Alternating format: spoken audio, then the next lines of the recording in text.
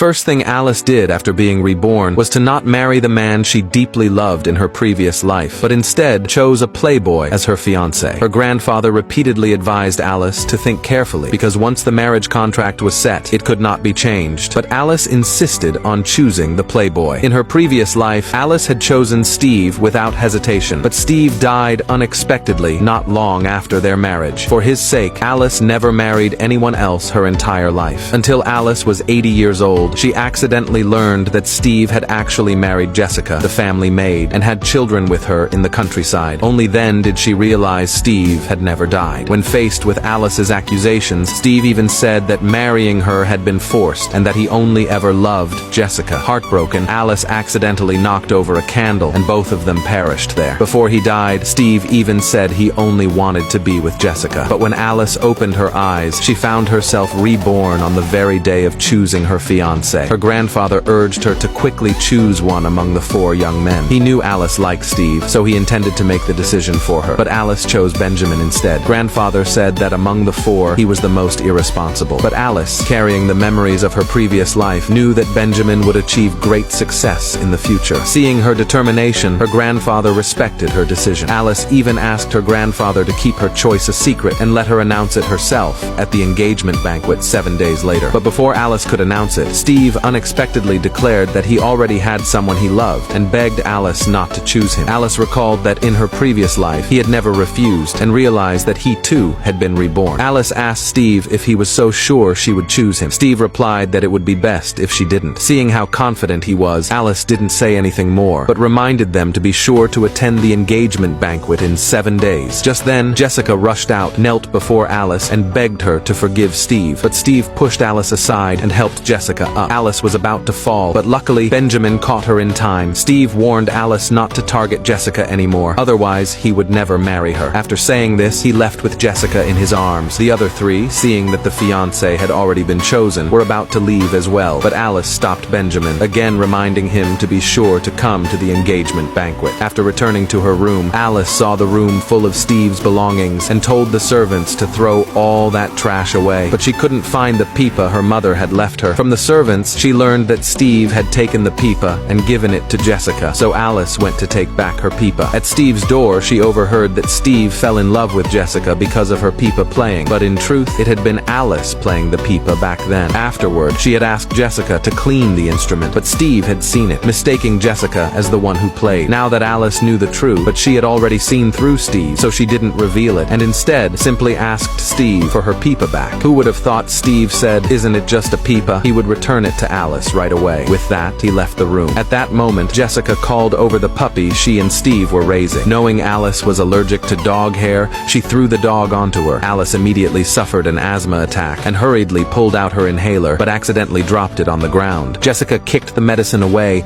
and even tripped Alice. Alice threatened Jessica that if she didn't return the medicine, she would tell Steve the truth about her not being able to play the pipa. Seeing Steve walk over, Jessica fell backward down the stairs, crying out, "Alice, don't push me!" Steve believed Alice had pushed Jessica and shoved Alice aside while carrying Jessica to the hospital. Alice fainted. When Alice woke again, she found herself lying in a hospital bed. After asking, she learned it was Benjamin who had brought her there and had prepared a special asthma medicine for her. Just then, Steve burst into the room, forcing Alice to donate blood for Jessica. The servants, seeing Alice weakened from the blood donation, were moved to tears, worried she would never be happy if she married Steve. Alice said, "Who said I was going to marry Steve?" But unexpectedly, Steve overheard this, rushed over, knelt before her, and apologized. But it wasn't to earn Alice's forgiveness, but to beg Alice to give her artificial heart to Jessica. The servants retorted, "Impossible. The artificial heart was created by Alice's father over his lifetime just for her." But to their shock, Alice actually agreed, on the condition that Steve kneel in the rain for 3 days and nights. Unexpectedly, Steve really did it. Alice walked up to him and reminded him to be sure to come to the engagement banquet. On the day of the engagement banquet, Steve and Benjamin arrived on time. Everyone congratulated Steve for being able to inherit hundreds of billions in assets, while Benjamin sat quietly alone to the side. Grandfather had prepared for Alice's fiancé $1 billion in cash, 10 private islands, and 20% of the family corporation's shares as a gift. Steve loudly said to Alice, "Congratulations, Alice, on winning me this way." Alice looked at his arrogant expression and coldly said, "My fiancé is Benjamin."